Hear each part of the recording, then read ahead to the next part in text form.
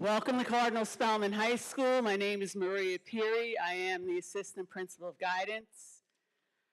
At Spellman, we try to start on time, and we will say a prayer, which will be led by Deacon John Malucci. Thank you, Maria. Good evening, brothers and sisters. Can we please stand?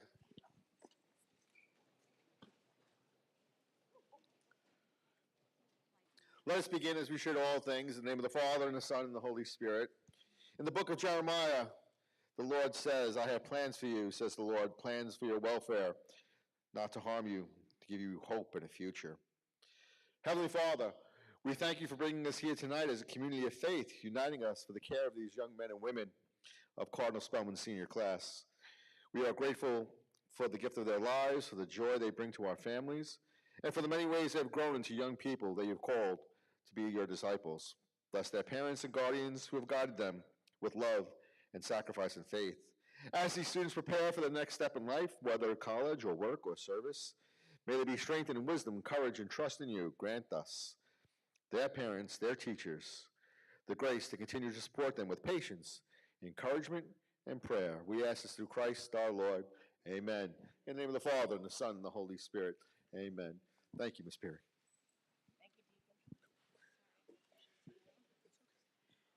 As I said, welcome to Senior Parent Night. About 2 weeks ago, I spoke to the freshman parents, and we started talking about college, and I said, I know you just dropped them off on Monday, but these 4 years are going to go really quick. Am I right? Okay. So tonight, and I say this to all my senior parents, this is my 11th Senior Parent Night. Tonight we're not here to overwhelm you. We are here to talk about college, and we are here to let you know about different things your children might be talking to you about so that you can have conversations with them. The college conversation should be going on frequently in your house, not to be a pest, but just be on the same page. I'm happy to see that we have students in the audience, and right now, what we're doing with your children, just to give you a heads up, we are meeting with them in Resource Hall. These are scheduled classes for them. So we go into their Resource Hall and we talk about college and the different topics we're going to talk about tonight. Okay? I handed out, there's a handout. I hope everybody got it. If you did not get one, please send your child to the guidance office and we'll have handouts available. But just look through that quickly. I have an agenda for tonight. In addition to the college process, we're also going to have a speaker from Fordham University to talk about financial aid. And I know what he's saying is going to be so much more important to you than what I'm saying. But look at that handout. If there's anything on there that you want us to talk about, just, let us know, and we'll touch upon that in this presentation. Okay, the agenda tonight, I'm going to discuss, and my guidance team, I will introduce them to you shortly. We're going to discuss different types of colleges and degrees. What are colleges looking for in a student that they're accepting?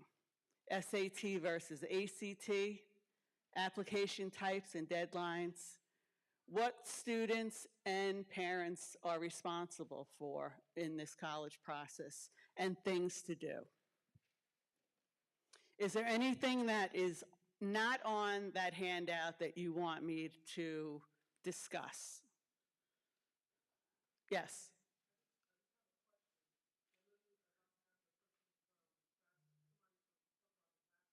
Right.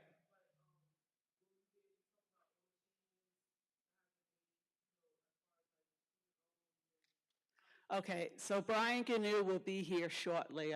He's not here yet. Brian Gnu will be discussing all financial aid options, and if questions are personal to you, come to him after the presentation, because your circumstances might be different than somebody else's. So if you have specific questions, you can see him after his presentation. Okay, where will your road take you? This is for every individual student. Your children are different. Don't compare your children to other children. We want them to find the right college for them. What is the right fit for them? Most of our students, between 99 and 100% of our graduating class, will go to college. Some will go into the military, some go straight into employment. But this is what we're going to work out and work with your children to figure out during this process.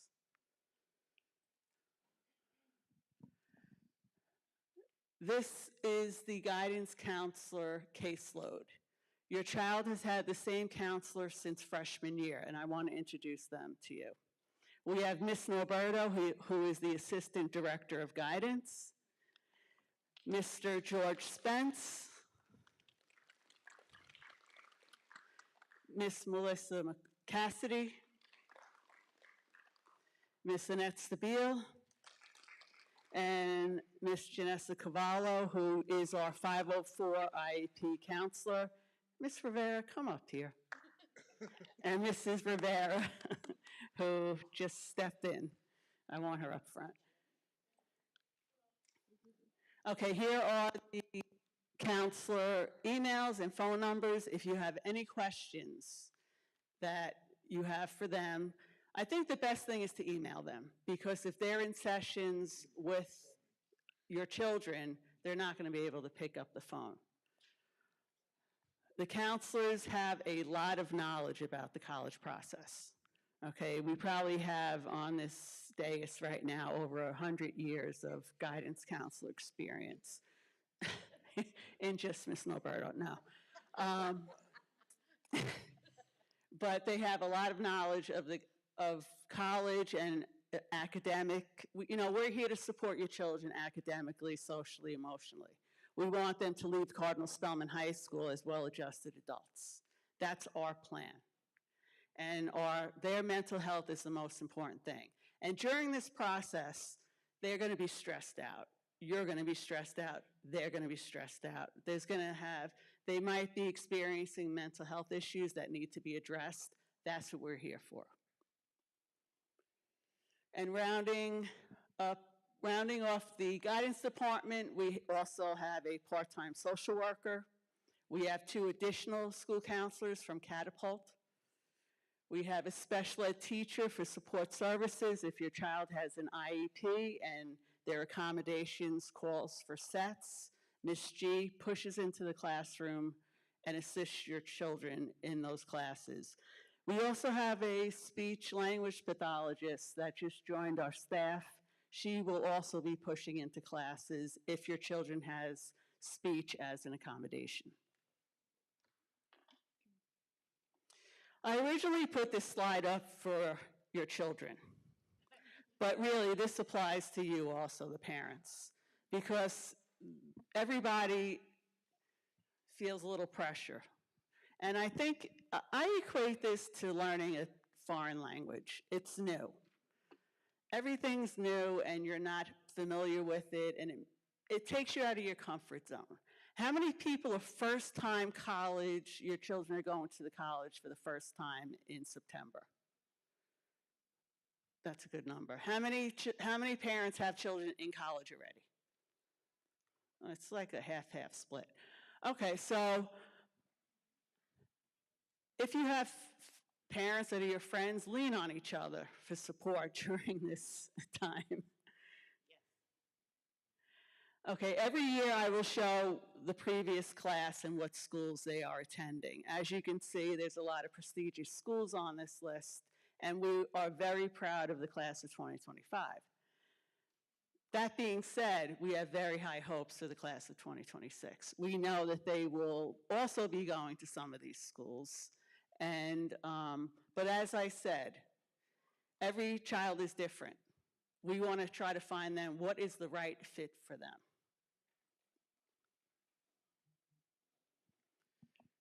Okay, to be real simplistic, 4-year colleges will lead to a bachelor's degree. A 2-year college leads to an associate's degree. There are private colleges and public colleges.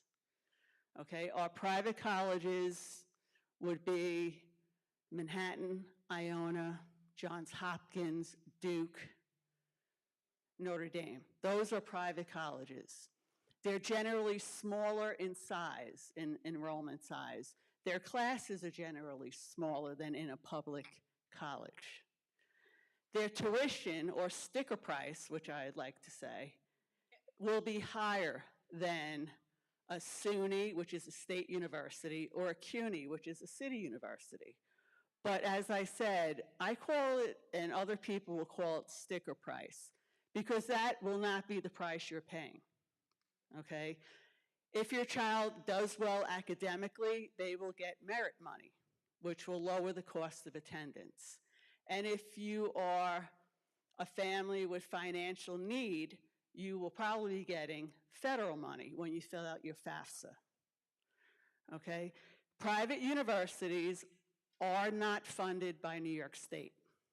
They get their money from donors or alumni. That being said, they generally will give you more money towards tuition, okay? The public universities, which could be John Jay, Lehman, Albany, Binghamton.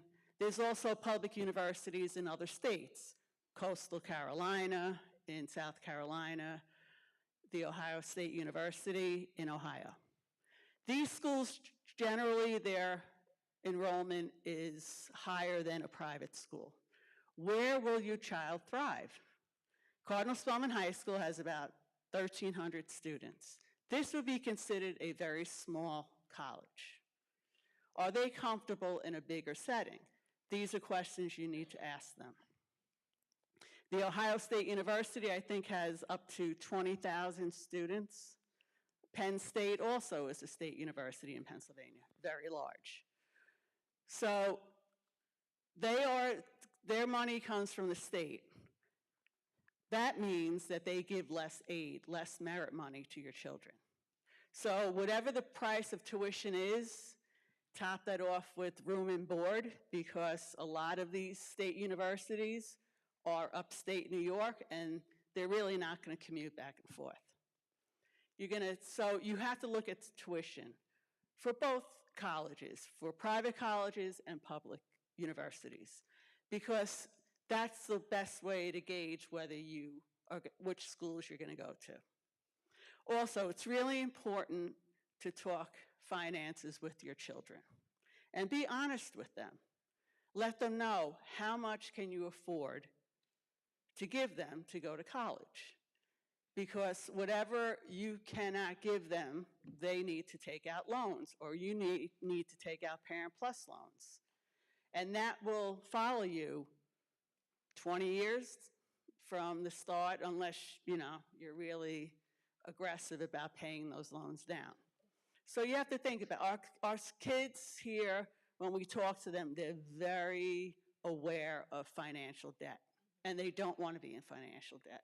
So have these conversations with them. If they're going to apply to a school, let's say, even Fordham University, that school is probably close to $70,000 a year. But you will get aid, but then you have to make up that gap. So please have conversations with your children as far as what you can and cannot afford. And then we have two-year colleges. That would be your Bronx Community College, Manhattan Community College, Westchester Community College. Some of our students will start out in a two-year school, and then after the 2 years, they'll go on to a 4-year college.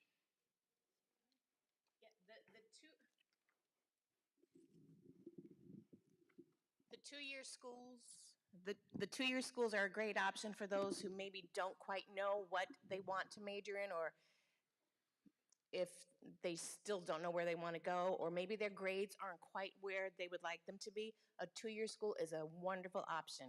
So it's never a bad thing. So if that's something that you would like to think about, please feel free to. I just wanted to comment on what Ms. Peary was saying about the finances. We check in with students just to kind of get a sense of what the income is of whoever it is that claims them on the taxes. A lot of our students don't know that information. I don't think I knew it when I was their age, but it is important for them to know at this time so we can connect them to different opportunities. So for example, fee waivers for applications. A lot of times we get codes from the colleges, and it can waive that $50, $60 application fee. If your income falls below a certain threshold, and there is the chart, I think it's, do we know the website for that? The SUNY EOP. Yeah, there's a bunch of different websites. You can see the income threshold. If you fall within that range, you can send your child to school with your 1040, the most recent tax document, the front page, and Ms. Peary will look it over, put it on, in the file, and your child will receive a fee waiver on the common application, CUNY, SUNY, and so forth.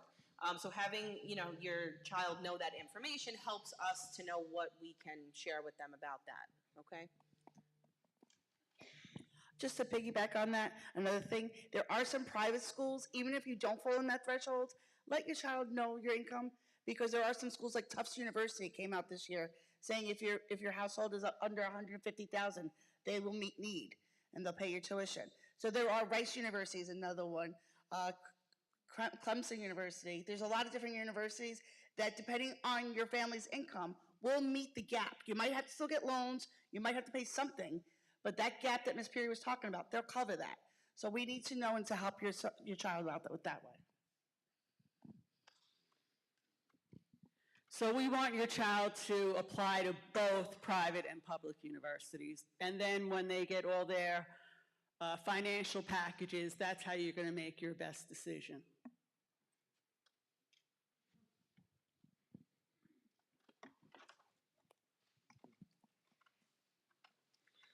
So again, Ms. Peary had mentioned before that for many of you, this is very new. So it's kind of an overwhelming process. So you begin by building your college list. And the best way to do that, there is a wonderful portion on Naviance. It's called the College Super Match. And it's great because it will start asking questions that you will answer. And that's going to feed back different schools for you that match your criteria. Now, you want to always have reach schools, otherwise known as dream schools. Maybe as you're looking at it, you don't quite have the GPA to get in, but it's a school that you've dreamt of, and you're just almost right there. Use it as your reach school. It's always important at every phase of life to reach and to dream. Then, of course, you have your match and your target schools. Those are the schools that you have the GPA for, that's you'll get in. And then you have your safety schools. You want to have your plan B, just in case you don't make the other schools, or just in case you change your mind during the course of the year. So you have that to fall back on. It's always good, again, in any phase of life, to have that plan B. Okay, always something to fall back on. Okay, any questions about those three types of schools?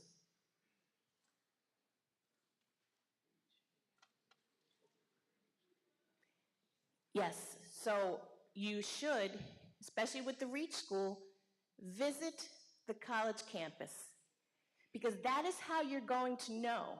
Everything looks great on websites and in brochures, but once you're there, you will know, your child will know, you will know that this is the place where I want to be. I feel safe here, I feel comfortable, I love this vibe. So please make sure, once you've kind of narrowed down the choices, to go and visit. I know it's time consuming and it can be costly, but I promise you it is definitely worth it. Okay? And as far as safety schools go, just don't put down a school just because you want to put down a safety school. Just really know that if I'm accepted to the safety school, if things fall through, that you're going to attend that safety school.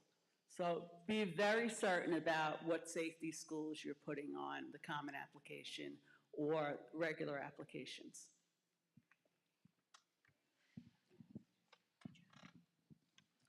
Just to piggy off Ms. Roberto and speaking about the type of schools, I want to talk a little bit about fit. Fit was mentioned a little bit when you're talking about it. I believe there's three fits. There's the academic fit, social fit, and financial fit.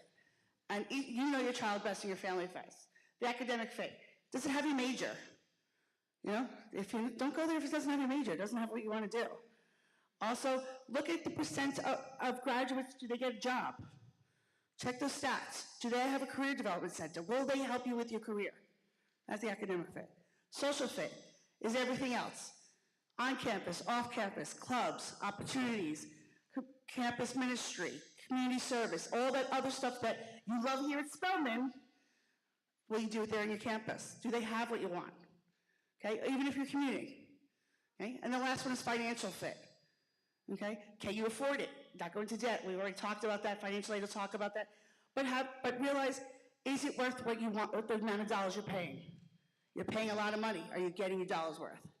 So I just want to make you think about that a little bit. All right, so let's talk about application types. I want you to take a second and just look at this screen here. You also should have it in your packet. The main application type that our students tend to apply with is the regular decision.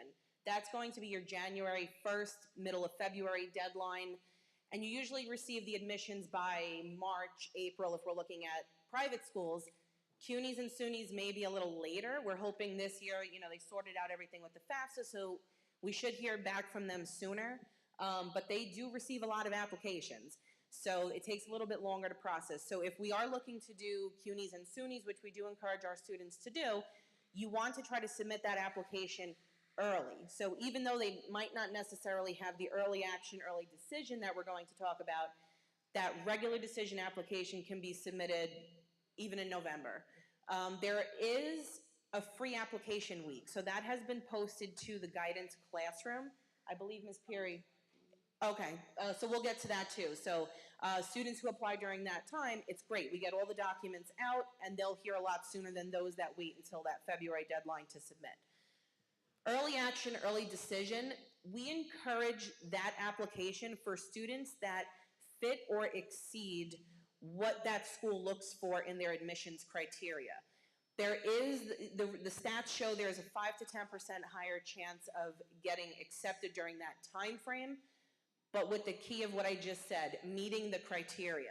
So when we talk to students about finding, colleges to add to their list, like Ms. Norberto mentioned about Supermatch, it will match schools that fit what your child is applying with. So for example, the GPA and the SAT scores. If, let's say we're talking about an 85 student with maybe 1,000 SAT score, are we necessarily going to do perhaps Cornell early action?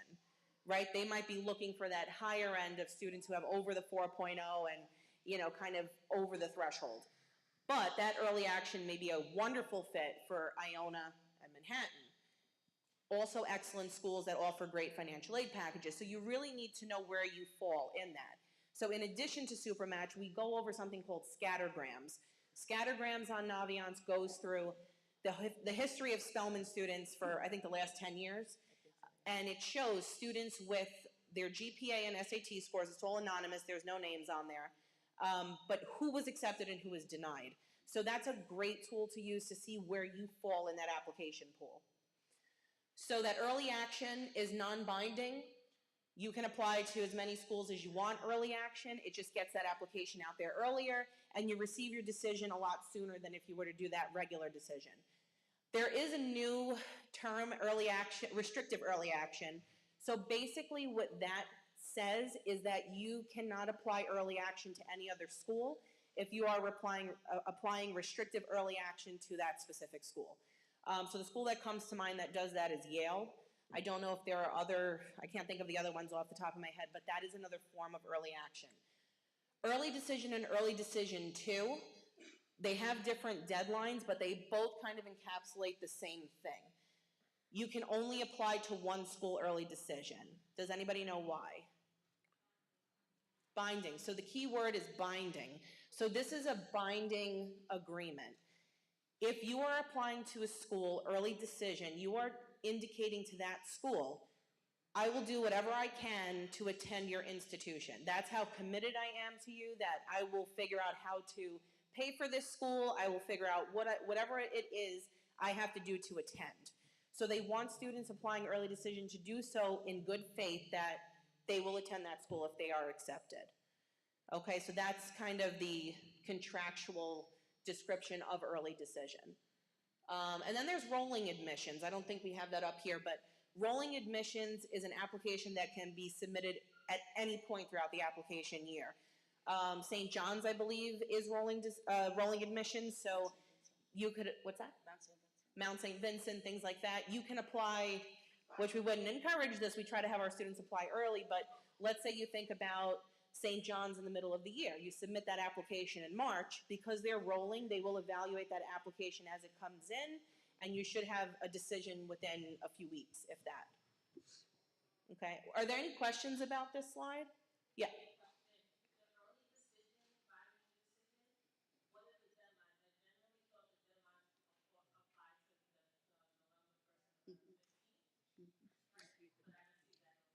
Yeah, that's correct. So what are the deadlines typically for the early decision, early action? It's the same as what you see for early action. So that November 1st, November 15th, I've seen December 1st. I think Stony Brook a few years ago had October 15th as their early, I think it was early decision. So it can range anywhere in those months. What are SUNY and CUNY applications like for It varies. So SUNY and CUNY applications, so what are kind of their deadlines? So they have a little bit of everything. So some SUNYs will be rolling, some will have early decision, some will have early action and regular. So it's important to check with the website to make sure that you know what they're looking for and where you fit.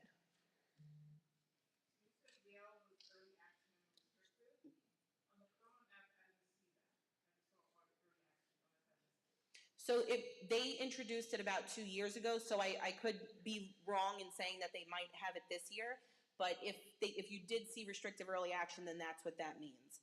So if your child applied restrictive to Yale, then any other school, they'd have to apply regular or rolling. From your perspective, what's the trend, what's moving the trend towards early decision?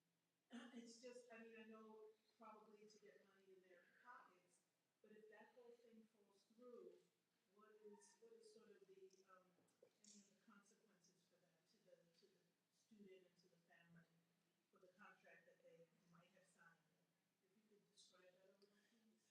Sure. So the question, from what I'm understanding, is what happens if this early decision comes back and it's not something that the family might be able to afford, or things like that. So that's a great question. To answer the first part of the question, why do people gravitate towards this if they're such, there could be that outcome. So early decision, it's become more competitive, with applying to colleges in general. So especially those top tier schools, it really shows that commitment and it helps you to stand out from the other applicants. So that's why a lot of people choose to do it. There is more money, in the beginning, in theory. They offer, scholarship monies. It's just in a different pool compared to those applying regular. So with that being said, there is the contract piece of early decision. However, I'm going to use NYU as the example because this is spelled out on their website. If you get accepted to NYU early decision and everything looks great, but you get the financial aid package and they're expecting you to pay $50,000 a year, let's say, you can back out of that application and that contract. It explicitly will state that on their website. If you cannot afford what we've offered you. So there is kind of that loophole, but it's tricky because the language on it is not quite clear because they want you to apply early decision in good faith that you will attend no matter what. But in those circumstances, it would be impossible if you can't afford it. So you always want to look for if there is a disclaimer, on the website, or perhaps when you, connect with the admissions counselor for the school, you can always ask those questions just to make sure. So that's a great question, of course.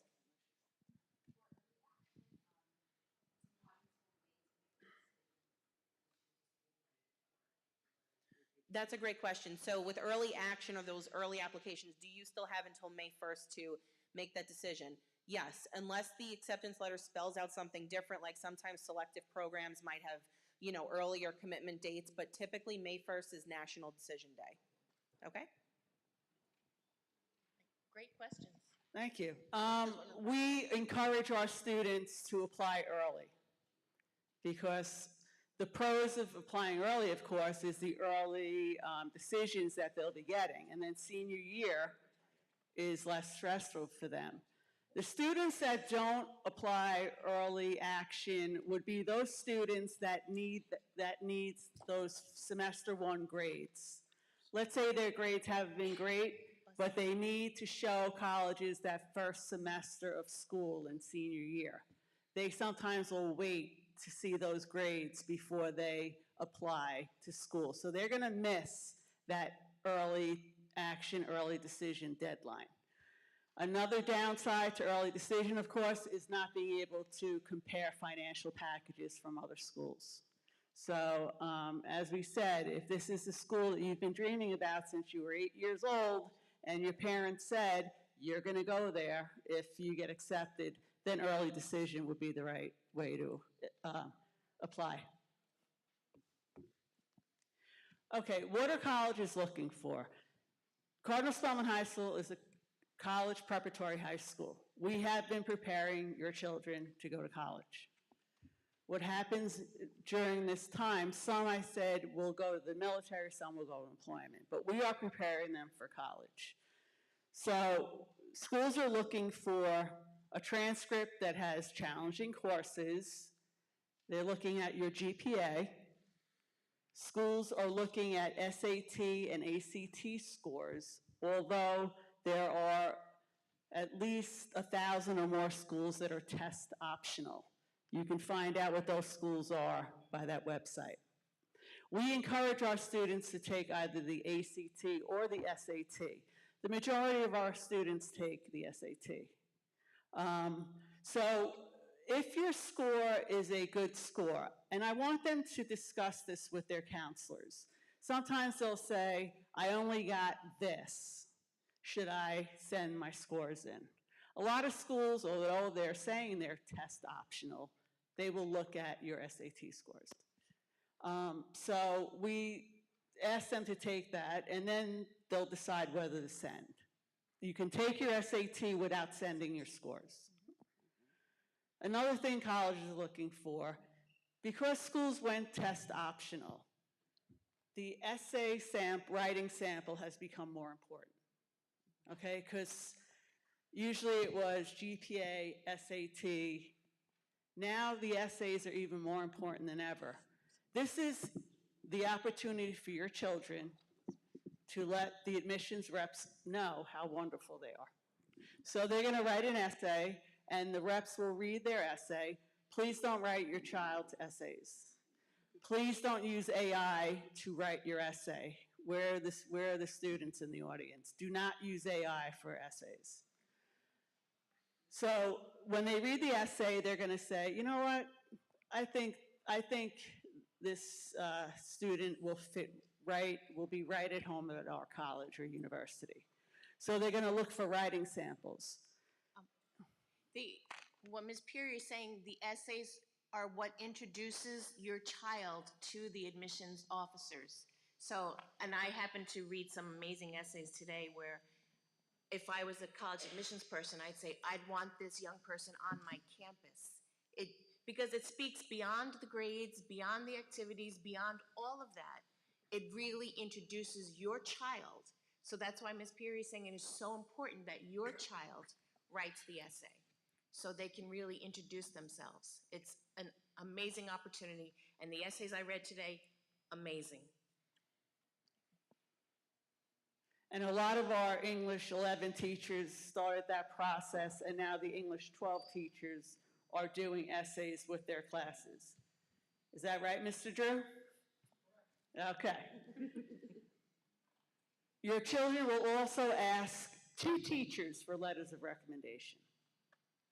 They will ask for these letters on Naviance, and then we want them to either email the teacher or ask them in person to write them a letter of recommendation. The counselors will automatically write a letter for your children. They do not have to ask them for letters of recommendation. I always say, if you think you want to major in engineering, you might want to ask the math and science teacher for a letter of recommendation. If you want to major in English, you might ask your English or history teacher. You want to ask the teacher that's going to give you the nicest recommendation, okay? So if you had problems or you were challenging to your teachers, you might not want to ask them for the letters, because you are waiving your right to see these letters. You're not going to see what they're writing. Okay, we are going to ask you to waive your right to see the letter so that they can write the most honest letter about your children.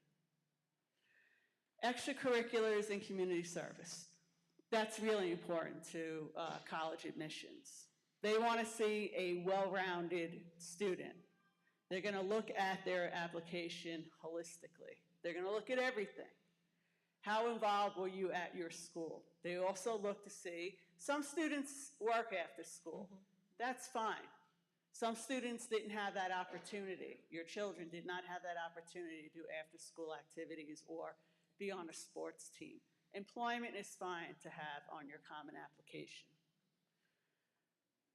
Some schools will interview your child. Usually the Ivy Leagues will send alumni to interview your child. If you're applying, they might interview you. And it's important to visit campuses. I had a parent ask, you know, it's very time consuming.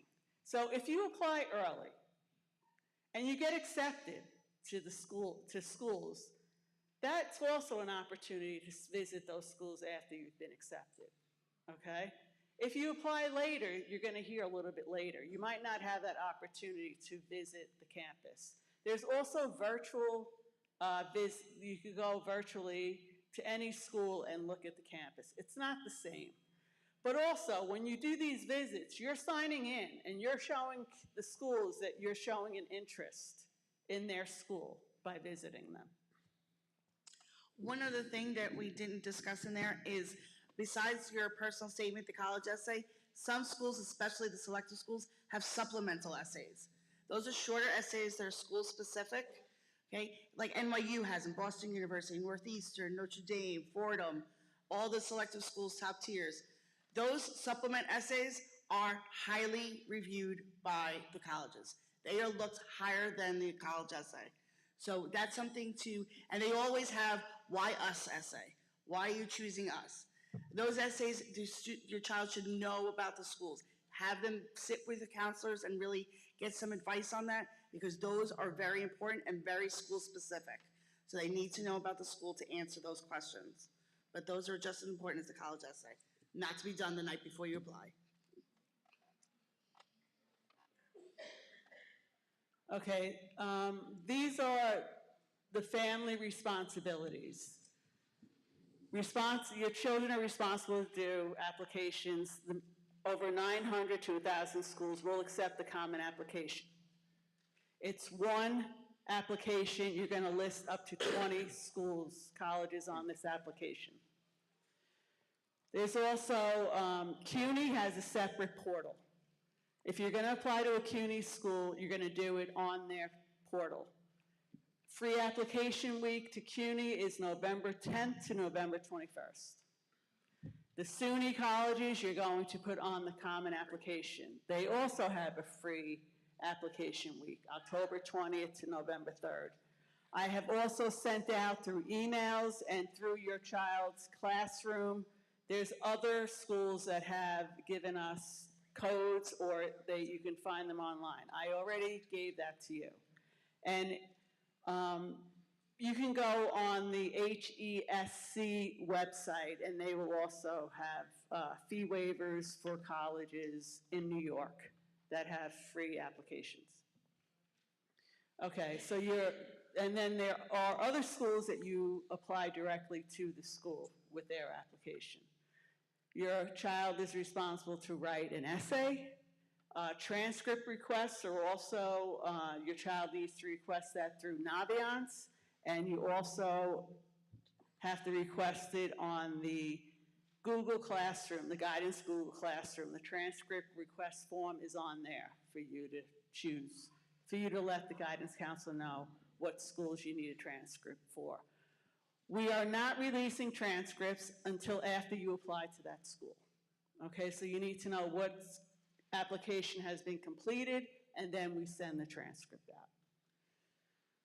The application fees, or if you're entitled to a fee waiver, the fee waivers are based on financial need.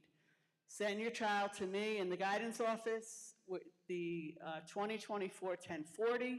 I will look at the chart that I have, and I'll let them know if they're eligible for fee waivers. Application fees can range from $45 to $90. Although you're putting a maximum of 20 colleges on the common application, every school has a different college application fee. So you have to look at that. And every college has different deadlines, so that's really important to look at also. If your child is an athlete, they are to see Mr. Spence and register with the NCAA. It's a clearinghouse to make sure that they're academically eligible to play in college. FAFSA, I'm not going to touch because we have our guest speaker here. He will go into FAFSA and financial aid, but the filing begins October 1st. And as I said before, your children are responsible to send their college scores. That is done through the College Board to send them out. We cannot send out the scores to the different colleges.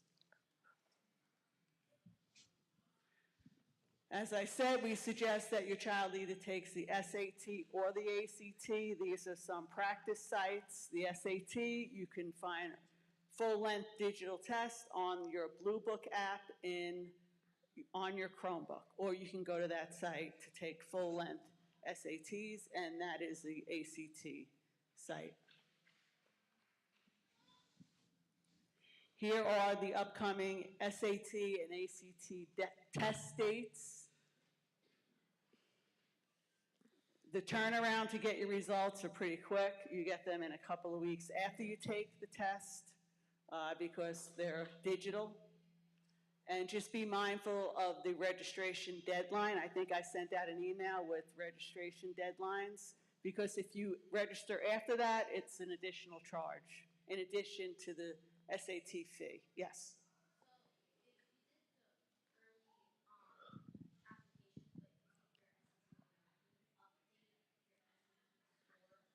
Okay, the question was, if you're going to apply early and you take the November SAT, you can do that. On the Common application, there will be a spot on the Common app where you can put that you took the November SAT.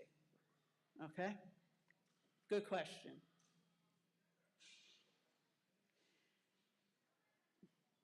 Here are scholarship sites.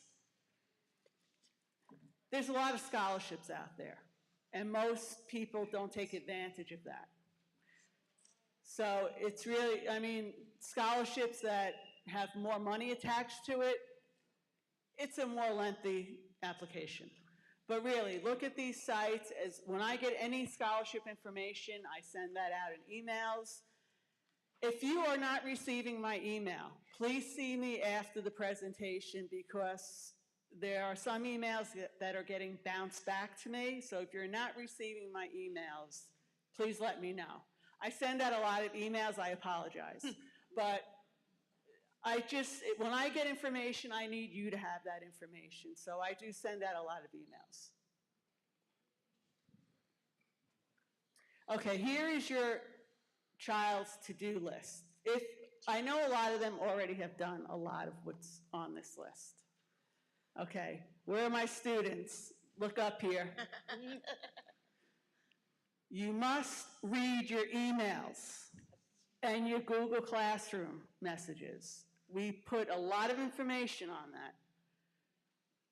Okay, you're going to really trim down your list of colleges on Naviance because now, in the summer, it was colleges I'm thinking of. Now it's colleges I'm applying to. So you're going to shorten that list. I know you started applications because we've been in the resource halls and we know that you're getting on the Common App site. So if you haven't already, start your applications. Complete the Common App essay, request letters of recommendation. Visit colleges, go to open houses if you have the time to do that. And we're going to have our college fair October 23rd at 6 o'clock. We usually get about 75 colleges in our gym that night. So please come if you're available to come. Parents, we want you to come also with your child. How can you support your children during this process? So, I have a 25 and a 22-year-old. My 25-year-old would just ask me for the credit card to do the application. My 22-year-old, I was on top of him. And you have different children. So sometimes they're not administratively adept at this time. So please, remind them of deadlines. Or they can do an Excel spreadsheet. Colleges they're applying to, what the early action deadline, regular decision deadlines. Please stay organized. It's very helpful during this process. Encourage independence in applications. A lot of parents will do the college applications. If that's your style, I can't tell you that's not what you should be doing. Okay, but a lot of parents will do their children's applications. But make it a partnership between you and your child when they're doing applications. Read their essays and, let them know. Be honest with them. I think you should maybe change this. This doesn't sound right. Grammatically, it's not correct. Please, no misspellings on essays. That's really bad. So really reread the essays to make sure there aren't any misspellings. As I said, visit campuses, attend college fairs. And I sent out an email about open houses in New York, New Jersey, Connecticut, Pennsylvania, Delaware, Maryland. I hope everybody got that. The Javits Center, did they have their college fair already? This weekend is the Javits Center College Fair. Thank you. So that's going to be a big college fair this weekend. And most importantly, support them emotionally, because this is a really tough time, challenging time for them.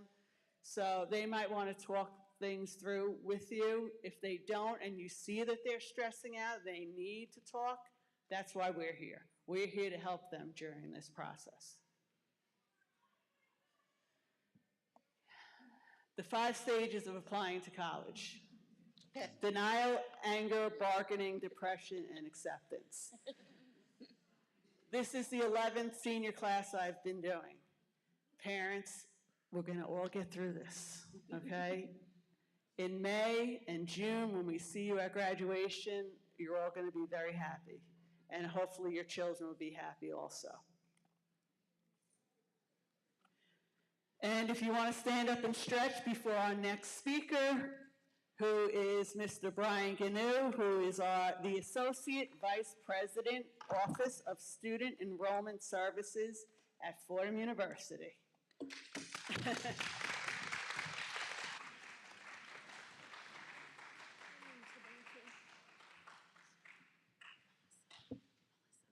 mine.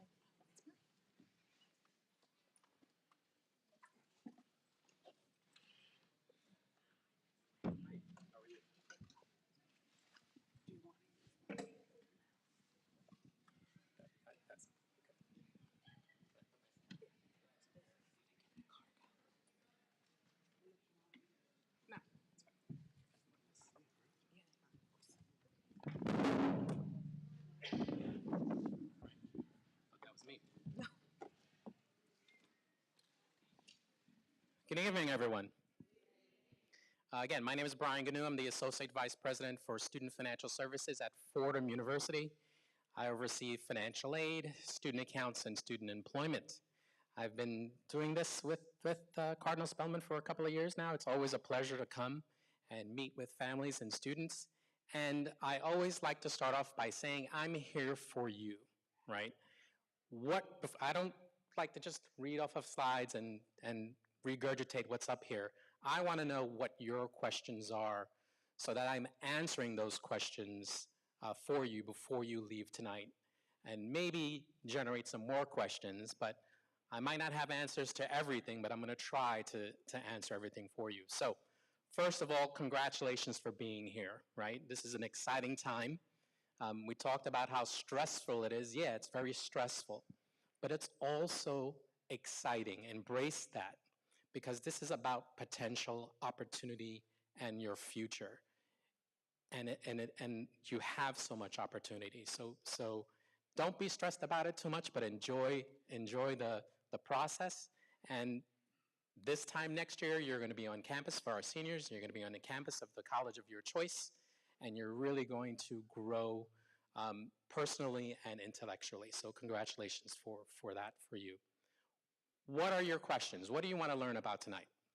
Raise your hand. Yeah.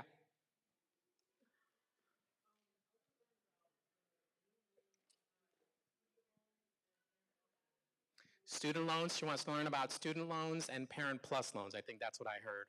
What else? Yeah.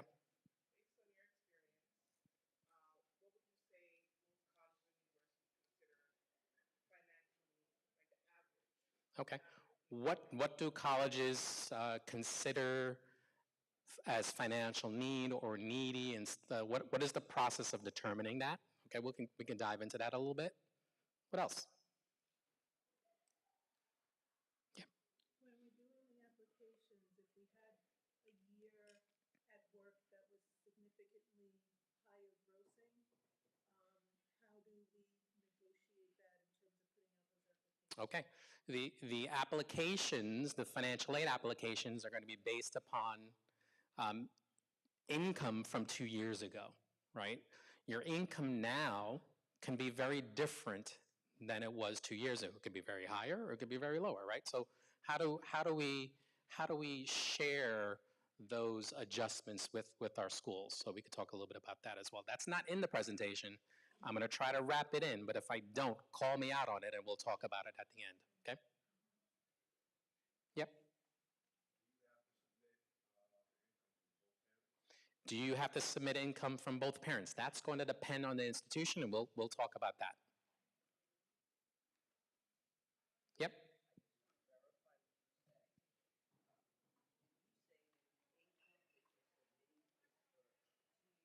Yes.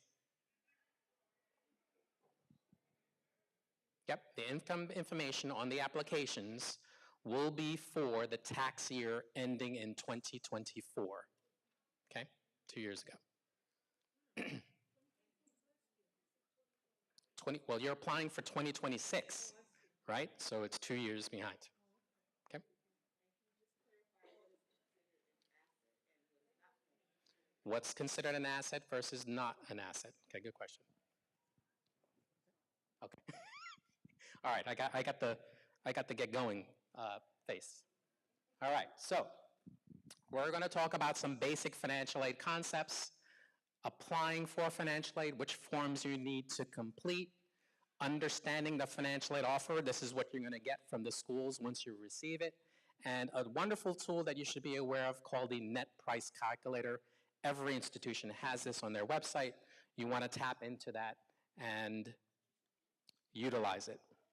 So, financial aid concept, the philosophy behind this. The philosophy behind the financing of a child's education, it rests with the family.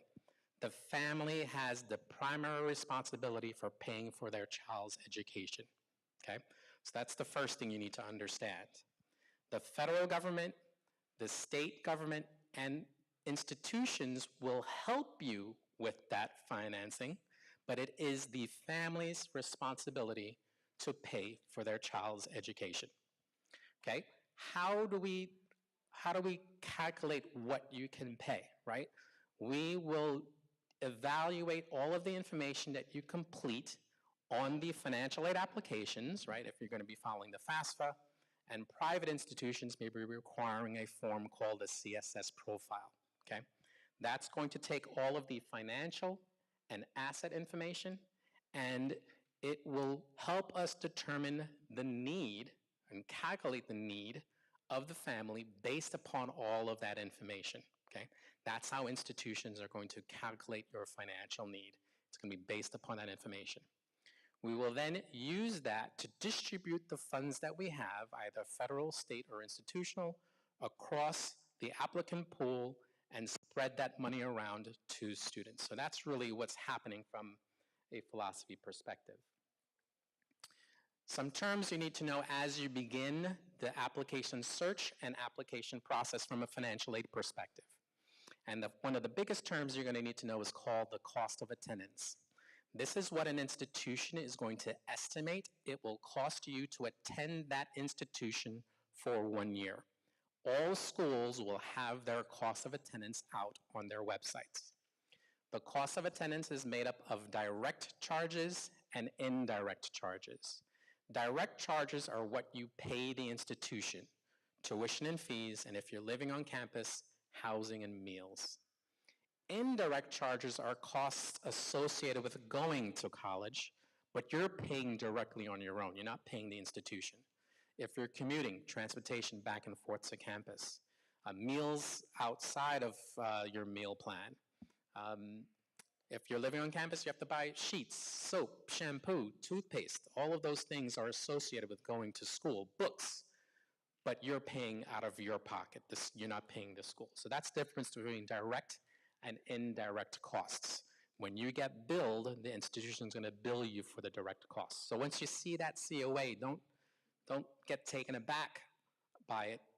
Understand you want to break that out and figure out what the direct costs are. So now we have the student aid index. This is what is produced by the FAFSA application, right? This is the index that is determined by putting in your assets, your income on the FAFSA. So like I mentioned before, the FAFSA for the 26-27 year is going to be based upon your 2024 income, okay? It will pull that income automatically from the IRS for the parent and the student if they file, okay? The assets, unlike the income, where the income is from 2024, when you report your assets, the assets are going to be as of the day you're completing the application, okay? So whatever your assets are. There's a question about assets and what is considered assets. All of that is going to be within the application. It's going to give you a description of what you need to be included in assets for the FAFSA. For example, what you have in your cash, savings, and checking accounts, that's considered an asset. What the value of your home is not considered an asset if that's your primary residence, okay? But if you have two homes, where one is your primary and you have a second home that's a rental property or something like that, that second home, since it's not a primary resident, is an asset. So the form will walk you through all the different categories of what are considered assets and what are not considered assets.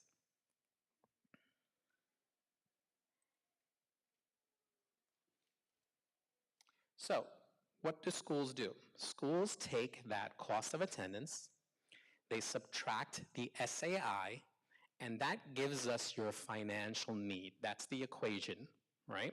So that's why it's important to know that COA and why it's important to know your SAI, because that's what schools are going to do to calculate your financial need. They will use that to then distribute the funds that they have from the various sources. So, for example, if our cost of attendance is $23,600, the SAI for the student is $7,000, the financial need is $16,600. This is what the school will try to offer in financial aid. Sometimes they can do that, sometimes they can't do it. Again, it's going to be available. What will determine that is the availability of the resources that they have. Now, let's talk about the first application, which is the FAFSA application, right? This is going to be the federal application. They have really simplified this application. Do we have any parents that have had students in college the last 3 or 4 years, right? Have you looked at the new FAFSA and compared it to how the old FAFSA was? Not yet? The new FAFSA it's been simplified. They're trying to make the process very easy. I have heard from a student that it took them about 3 or 4 minutes to complete the FAFSA application, right? So it's going to pull a lot of the information directly from the federal government and the IRS, right? You have to give them consent to do that. If you don't give them consent to do that, you cannot complete the application. You're not going to be eligible for financial aid, okay? So what will happen is the student should be initiating the FAFSA application process. This is very important.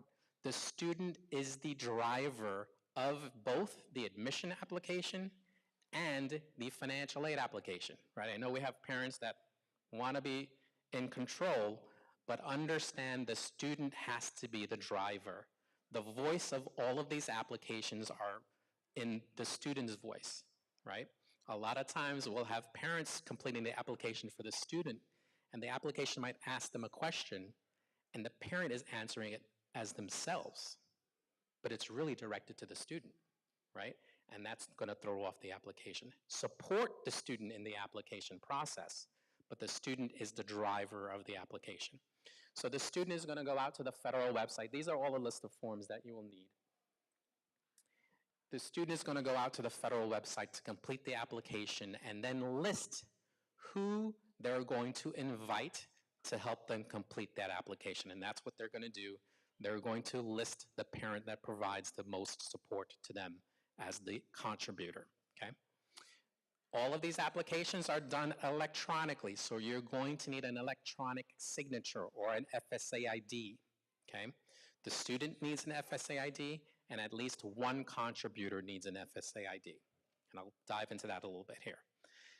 Students, when you're setting up the FSA ID, and again, the student should be setting up the FSA ID, you're going to need some basic information and an email address. Don't use your high school email address, okay? That's tip number one.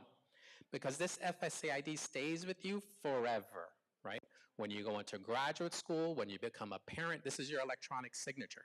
So if you ever forget your FSA ID, what do you normally do when you forget your password? You do a reset. If you use a high school email address, where are they going to send that reset email to? Your high school email address. They're going to deactivate your email address after some point, right? They're not going to keep that open for life.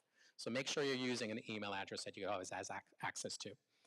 It's important that parents do not do this for the student, because what will happen is we've had parents set up the FSA ID for the student and list their email address. Now, when the parent goes to set up their FSA ID and put their email address in, guess what? That email address has an ID already attached to it. You can't use it. That's why it's important that the student is driving the process, okay? Parents are going to need to have an FSA ID as well, at least one. If parents file a joint tax return and both are being listed on the FAFSA application, only one FSA ID is needed. If parents are married or are living together and not married and file separately, both parents have to be listed on the FAFSA, but both will need an ID because you have a tax return information coming from two different tax returns. Does that make sense? Right? So that's really going to help you out. So parents who are married and file jointly, only one parent has to have an FSID, because when you give permission to the IRS to pull it in, it's pulling in the information from a joint tax return. If parents are married and living together but file separate tax returns, or if they're not married and living together and file separate tax returns, you need to have two IDs because there are two different tax returns that have to get pulled in. If they're not living together, so you have parents that are either never married or divorced or separated and are not living together, the parent that you use on the FAFSA is the one who provides the most financial support to the student. Okay? Yes?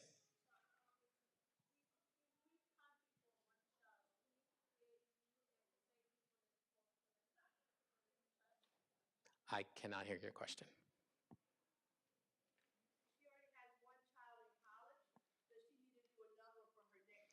Absolutely, because the FAFSA is specific to the student, not the parent.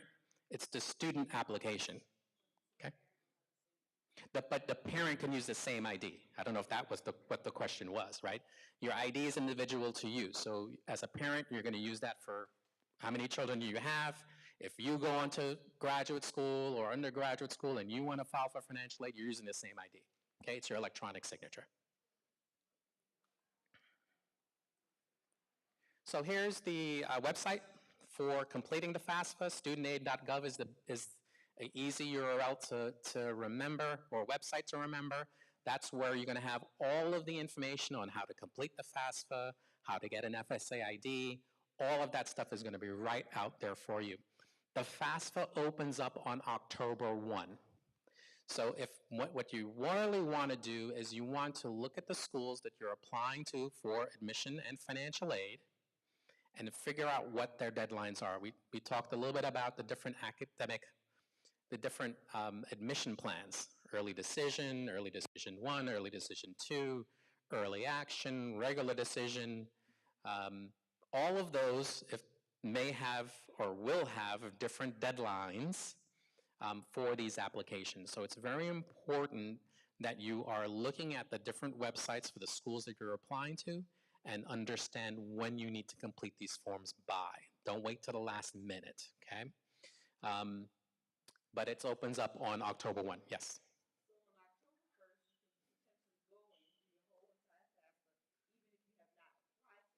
Absolutely. I'll give you a little cheat code. It's open now. If you wanted to go out now and start to fill it out, you can do so. Okay, they've opened it up early. They really haven't told everybody that, but the website is live. Okay, but yeah, you don't have to be admitted, and that's a good point. Don't wait until you're admitted to a school to file a FAFSA application. These processes, the admissions application process and the financial aid application process, they're happening at the same time. They're in parallel with each other, okay? If you wait until you get admitted to then apply, you're behind, right? Everyone else is ahead of you. This is just a screenshot of the FAFSA. I told you it's live. You could actually go out and do it right now, right? That's a screenshot of it. Be very careful. There are 2 active years right now out there, right? There's the current year. We have currently students in college that are applying for financial aid for the 25-26 academic year. You're applying for the 26-27 academic year. So when you go out to complete the FAFSA, make sure you're completing the correct year. We always have a family or two every year that filled out the wrong application and wonder why they didn't get an application, why they didn't get a financial aid offer, and when we look into it, we find out that they've completed the wrong application. So make sure you're completing 26-27. As you go through the application, there's a lot of help for you. So this goes back to the question about assets. As you get to each question, it will tell you what this question is and how you answer it and where you get the information to answer that question. So there's a lot of help as you navigate the application process. Once you complete it, you're going to get something at the end that's going to say this is what your SAI is. Okay, this is all done electronically. Now, if you are well, obviously you're all New York State residents, right? I shouldn't say obviously, but I believe all of you are New York State residents. If you apply to go to a New York State school, a New York State college, you may be eligible for New York State financial aid, okay? Something like TAP. But you have to complete the application. New York State has an application called the New York State Aid Payment Application. Once you complete the FAFSA, it will link to this application for you. The benefit of doing it at the end of the FAFSA is that it will import a lot of the questions or the answers that you did on the FAFSA into the application for you. If you don't have time to do it at that point, not a big deal. You can go right out to the New York State website and complete the application in full. The link is right there at the bottom. The CSS profile. So many private institutions are going to also want you to complete the CSS profile. This is a more comprehensive application that's going to go deeper into your income and assets, okay? There is a cost to the CSS profile, so you want to make sure you're only completing this for schools that are requiring it. The CSS profile will ask for non-custodial parent information, okay? What does that mean? If you're in a family that is divorced or parents were never married and are not living with each other, one parent will fill out their information on the CSS profile. The second parent will have a separate application that they will need to complete their information. Both parents' information are not visible to each other or the student, so it's protected. But private institutions are going to want to see that second parent's information. Similar to the FAFSA, this is all electronic, so you're going to need an electronic signature You will set all of that up at the College Board website. Similar to the FAFSA, there's 2 years available right now. The current year, which is 25-26, which you don't want to do, but the 26-27 application, that's the one you want to complete. And this is opening up on October 1st as well. So now that you have completed the financial aid applications, we in the financial aid offices start to evaluate those applications, we review them. It's just like how the admissions office is reviewing your admission application, the financial aid office is reviewing your financial aid application. We're going to make sure that the information looks accurate. If we have questions, we're going to be reaching out to the student. And that's going to be a big change that parents have a lot of difficulty with. Once your child gets to college, they are the custodian of record. They own their record. They have to give parents permission to view their record. So all communications will be going to the students. Students, you have to be careful. I shouldn't say careful. Students, you have to make sure you're communicating with your parent, okay? Because if we have a question about your application, we're going to send it to you, and you need to make sure you're communicating that with your parent so you can get us back the information, okay? This is all part of the Family Rights and Education Privacy Act, called FERPA, right? That's something that we have to navigate at the collegiate level. Even at the high school level, you have to navigate that as well.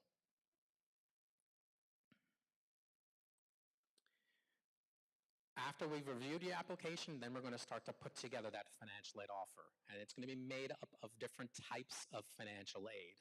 The most desirable, of course, is going to be the gift aid. That's the free money, right? The free money can come from several sources. It could be from the federal government, like a Pell Grant, or SCOG grant. It could be from the state, like a TAP grant, or it could be from the college, with a scholarship or a grant and aid, or other outside types of financial aid. You might have a scholarship offered through a union that a parent works for, or you might get a scholarship from the Boy Scouts or something like that. Those are all considered free money that you don't have to pay back. Students attending New York State schools can be eligible for the Excelsior Scholarship or the Enhanced TAP Award, Enhanced Tuition Award, I should say. The Excelsior covers full tuition minus TAP and Pell at a SUNY or CUNY school. Families have to have an income of $125,000 or less to qualify for that. Enhanced Tuition Awards, a student can receive up to $6,000 at a private institution. You should check with that school if they participate in the Enhanced Tuition Award. Fordham is a school that does not participate in that. Then you have your self-help aid. This is money that you have to do something for. We have college work study as an example of self-help aid. That's a job on campus. It's like any job that you have right now. You get paid every 2 weeks. That's a check that goes directly to the student. The student does whatever they want to do with that money. It's not money that's applied towards their bill, right? So they're using that for those indirect costs that they may have as part of their education. Then we have federal loans. We have federal direct subsidized and unsubsidized loans.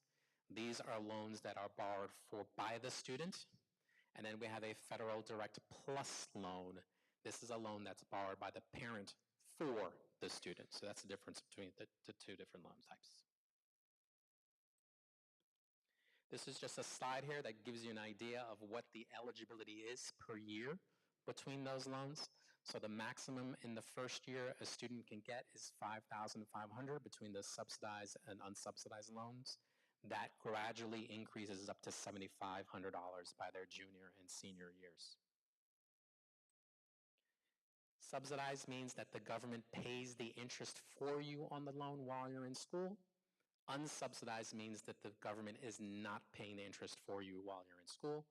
You have the option to pay it now, they will bill you for it, or have it capitalized and added to the principal once you graduate. The Parent Plus loan, that's a maximum of $20,000 per year. The current interest rate is 8.9%. Net price calculator. By law, every school has to have a net price calculator on their website. This gives you the ability to put in your academic and financial information to get an idea of what your financial aid offer would have looked like if you had entered in the previous fall. So right now, Fordham is in the process of updating our net price calculator so that by November, you can go in and you could put in your information and you would be able to see what you may have qualified for if you started at Fordham in the fall of 2025. It's a great tool to go out and utilize just to get an idea of what your financial aid offer could look like. It's not a guarantee by any means that this is what you will get at that institution. It's more of a guide for you. This is just a quick sheet here just to show you 3 different schools, CUNY, SUNY, and a 4-year private. And you'll see the cost is drastically different between the private and the CUNY and SUNY. But let's look at how the financial aid works. The SAI is the same, regardless of what school you're going to. It's the same, right? The federal aid and the state aid is pretty much the same across the 3 schools. But what you'll see is the private institution is going to have more resources available to them to help with those costs. So when you get down to the bottom, the out-of-pocket is still a little bit more, but it is in line across the 3 different schools. This is really here to illustrate, don't let the cost of a school prevent you from applying to it because you don't know what type of financial aid you're going to get at that institution. Scholarship search, need and aid, right? Higher the cost, the higher the need. Scholarship searches, there was a slide up previously, so I'm going to not get into this because these were on that same slide, these web URLs. The spelling myths. I need to wait until my child is accepted before I file for my financial aid. I just mentioned that to you earlier. That's not the case. You want to make sure you're applying for financial aid before you, as you are going through the admission process. I get a lot of families saying, I make this amount of money, I'm not eligible for financial aid. How do you know? I ask them, well, how long have you been working in financial aid? And they look at me and they're kind of confused. Yeah, you don't know. That's not what you do. Let us tell you whether you qualify, right? I tell families all the time, I want to give you money, but you have to go through the process, right? You have to fill out the applications. Complete the application process. Let us tell you what you qualify for.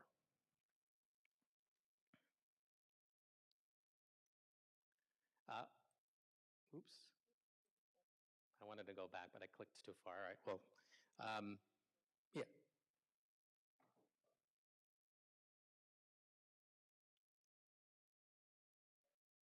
Okay.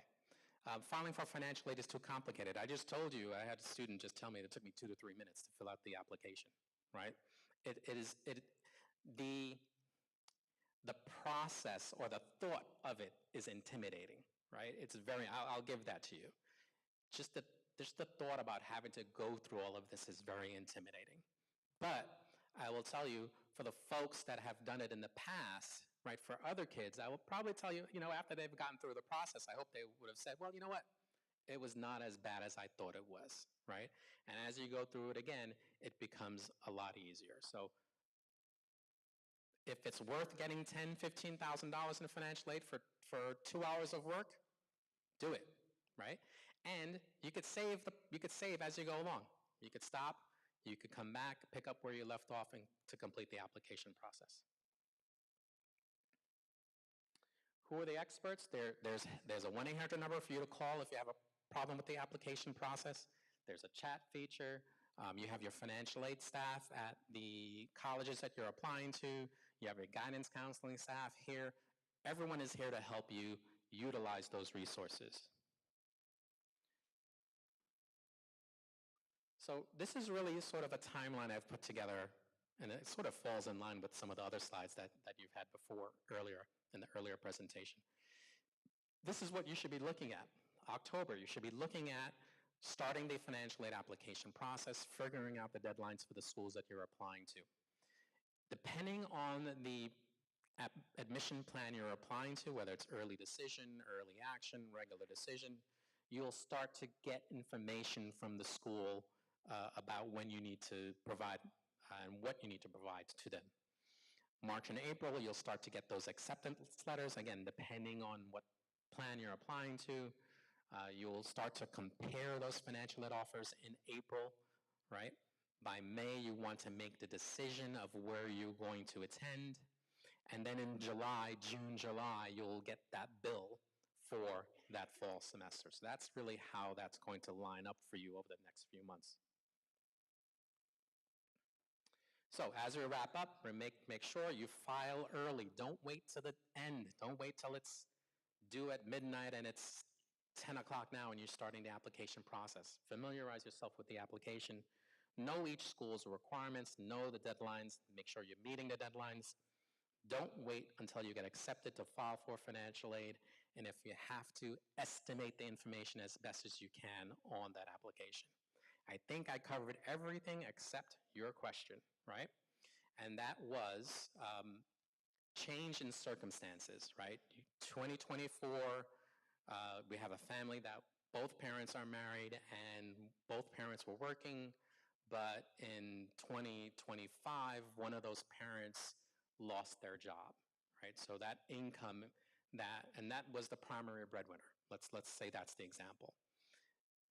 And now that 2024 income where it looked really, really good is not really what's going on right now in 2025. You still have to complete the application with 2024 information, okay? But you want to contact the institutions that you're looking at and you want to explain to them what has happened, and they're going to direct you through the process that they have to document what has happened, and they will then make the determination if they want to change that information from 2024 and use 2025, right? An institution has the ability to change the income being used, but they have the choice of whether they do that or not. But prepare all of your documents, make sure you have, whether you have a letter from an employer, severance letter or termination letter, unemployment records, those kinds of things are what the school is going to ask you for.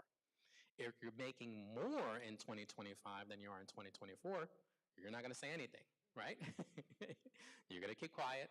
And then the next year when you fill out the application for 27, 28, that's when the school is going to know that you've made more, okay? And then you may want to address that if it was a blip, right? If it was a spike because you left the job and they gave you a payout, but now you're in another job and it's back down to normal, right? 2024 was 80,000, but you jumped to 150 in 2025, and now you're back in 2026 and it's back to 90, right? You follow me? That's a blip. That's an unusual blip. A school will probably work with you there. But if it's 80, then 150, then 200, then probably not going to work with you there, okay? Did I get all the questions? How am I on time? No, I know some, but I know there's a bunch of questions. Okay, all right.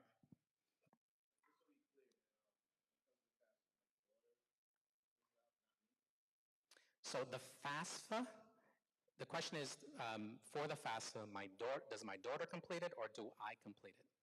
The FAFSA is the student's application, okay? It's the application for the student who's applying for financial aid. So when you start the application, the student is initiating it. The student will then invite the parent to come into the application and complete the parent section of the application, okay? You can sit next to them when they're doing the application. I mean, really, you can do that. Okay, so, but the most important thing is get all the documents that you need. But now that you're gonna put IRS data retrieval, you're checking a box and they're going to be looking at that. Then it takes you to a separate website. But have documents in front of you that you need to fill out the FAFSA. Yep. Absolutely. Yes.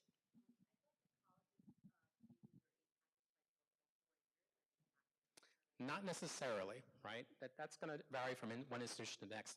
The question was, I thought colleges give you your financial aid offer for all 4 years, okay?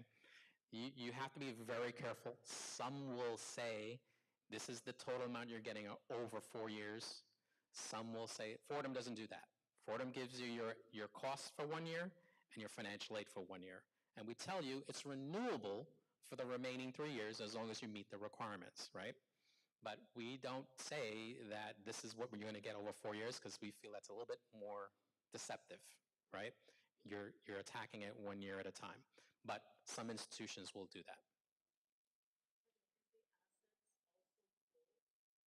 Assets are not pulled. The question is, are assets pulled into the FAFSA and the CSS profile? The answer is no. Okay, you have to put that in manually. Yes.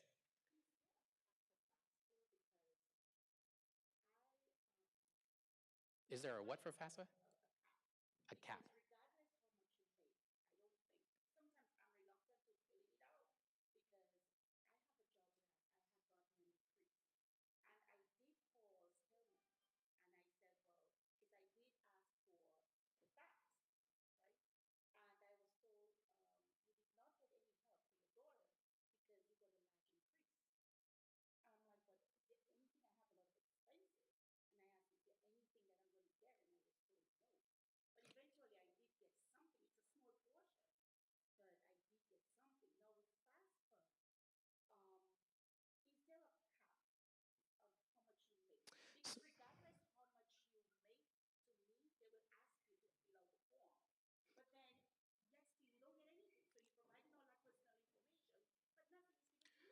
So the question is there a cap to the FAFSA application? And the answer is no, okay?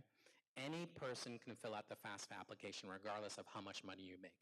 Whether you make $1,000 or whether you make $10 million, you can still complete the FAFSA application, okay? Now, there is no hard cap that says, all right, I make $100,000, this is what I get in financial aid, right?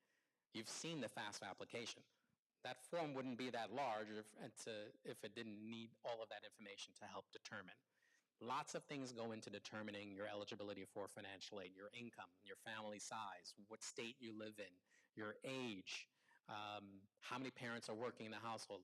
There's just a slew. If you looked at the formulas behind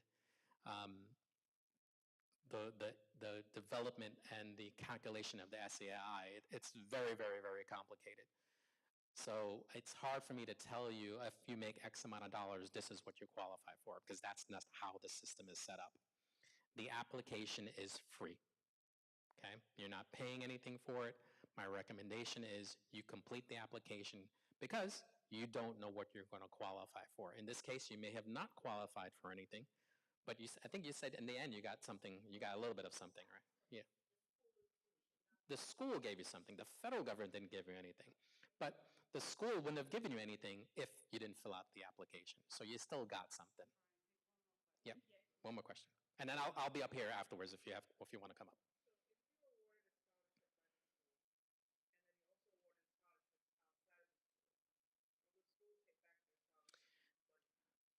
The question is, if you are awarded scholarships by the school and you get if you get scholarships from outside sources, could that impact the money you received at the school? The answer is maybe, right? It depends on the type of money that you are getting from the school. And I'll give you two different examples. If I have a student that's getting a full tuition scholarship at Fordham, their tuition is covered, and then they receive a $2,000 scholarship for tuition from the college board, right? That's going to reduce the institutional scholarship because you can't get more than tuition, right? Tuition has to be covered at 100%. So the university is going to subtract $2,000 from their full tuition scholarship. How it works is you have that cost of attendance and you have that SAI. So I'm going to do a real easy example. Cost of attendance is $50,000. My SAI is $10,000. So what's my financial need? 40. Wow, you guys paid attention, right? So my financial need is $40,000. I'm getting $30,000 in all types of financial aid from all sources, federal, state, institutional, right? So what's my unmet need? $10,000. So I can get up to $10,000 in outside scholarships without having it impact my aid, okay? If I get $12,000, it's going to impact my aid, okay? Now, that's just a hypothetical example. If you start getting duplication of awards, like I said before, where tuition is fully covered, and then you have something that's coming in outside, you might still have need, but you can't get more than 100% tuition. So the school will take it, and they will reduce their award. So the best answer for that question, I always tell families, don't be afraid to apply for outside scholarships, right? Because chances are, in most cases, you have unmet need, okay? Apply for those scholarships and then reach out to the school, and the school will tell you how it's going to impact your aid. That was my last question, but I'll hang out up here for anyone who has other questions. Thank you. Thank you. Thank you, Brian. Parents, thank you for coming tonight. We gave you a lot of information. Digest the information. If you have questions, you can email the counselors. And Brian, I think, also had an email up somewhere. If you want to email him with financial aid questions, there it is. Thank you for coming.